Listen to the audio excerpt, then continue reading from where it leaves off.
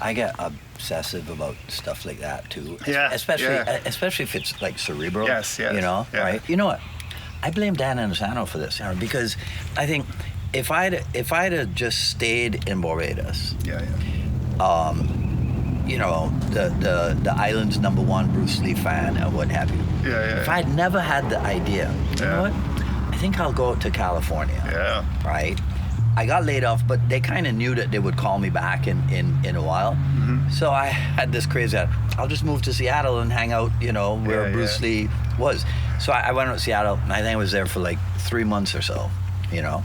And so that was my first trip to his gravesite. Right? I didn't get to train with Taki Kimura, but I did get to train with Jesse Glover's little brother. Oh, okay. Michael Lee. Yeah. Right? So that was my first experience. And then they called me back. I went back to work. So every July 20th, I would go back to Seattle, right, to pay my respects at his gravesite. Yeah. So in 1983, I said, you know what? You'll only get so far paying respects to the deceased source, the Jeet Kune Do. If you want to get further, the live-in source. Yeah. For me, everything pointed to Dan Inosanto. Yeah. So I went, and it didn't bother me that on the roster it said Dan Inosanto, Kali. It didn't say Dan Inosanto, Jeet Kune Do, right? It said Dan Inosanto, Kali, and I was like, okay, it's still Dan Inosanto, right? Yeah. But I blame him years later, 40 years later, right? I blame him because he's the one that lit the fire for this brain. I don't think it would have happened, right, if I'd stayed in Barbados. Yeah. Right. So all my proclivities and like my patterns, that's the problem, right? Patterns, because he taught me how to recognize patterns in everything that's out there. Sure. You know, and to become aware of even the microscopic differences when something changes. You know, right? So it's one of the best things that ever happened for somebody who's wired like I am, but it's also one of the worst things. Yeah. You know, they talk about there are some people who are emotionally driven, and then they're the ones who are logically driven. And I believe that everybody has degrees of both. I don't think anybody could be 100% one or the other, right? But I know for a fact that at any point, if somebody says to me, well, tell me how you're feeling, I'm going to have to think for about 15 minutes, right, to try to answer that. Now, if you go, well, tell me what you're thinking. I'll talk for 5 hours if it's about what I'm thinking, right? You know? Did you ever go through a phase where you were one of the biggest JKD a-holes? Not. You never went. You guys might have a different opinion. Let me put this on here for a second.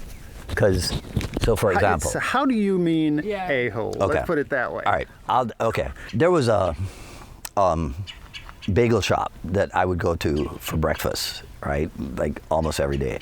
So you know how the regulars, right? So here's the karate guy, here's the whoever and whatever. Yeah. So back in those days, a guy would say to me, go, oh, so you do martial art and whatever. I'd go, yeah. And then he'd say, I used to when I was younger. And I'd go, listen, friend, my last martial art workout was yesterday. My next martial art workout will be today. Right? You and your little green belt, you know, from 20 years ago, leave me alone. Right. I used to do that. Okay, I've never done that, but they will hear a Ming rant. So they say, oh, because they'll sit back. I love a Ming rant. Because I'll go in and I'll pick out, and it'll be something I've watched. Is usually always something I've watched online, and it was one of the guys that you were arguing. It's like, you know, let me tell you this about it. And they're sitting back just with glee, listen to this, and it's like, and they said, boy, that'd be a great channel if you did that, you know. And it's like, I couldn't, because there's a part of, you know, calling people assholes and whatever else that doesn't exactly bridge borders. Right. You know? Yeah. You know, it doesn't yeah. make it easier. I think ultimately it's not the right thing to do. No. But some No, that people would be an asshole. Yeah, Yeah. You were an asshole. Yes. Okay.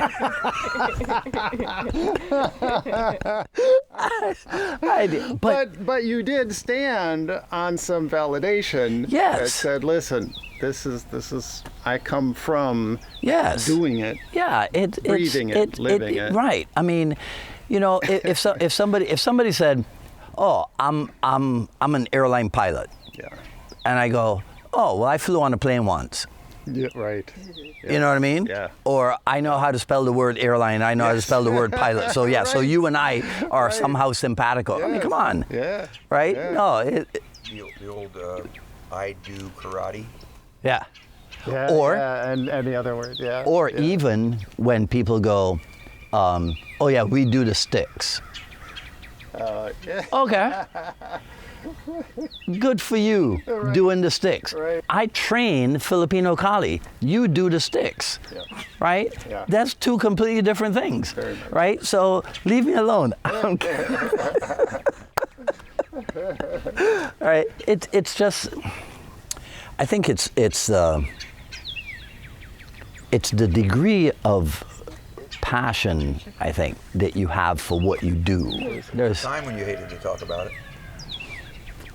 That's true. That's true. That was the other thing where it's like two extremes. Either you were telling people don't talk to you, right? Yeah, Or yeah.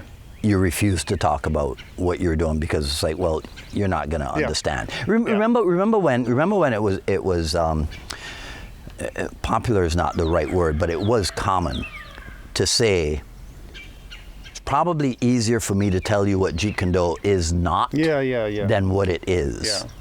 Now, that's true, Yeah. but you're not going to survive trying to run a school if No. that's your attitude. Yeah. You know?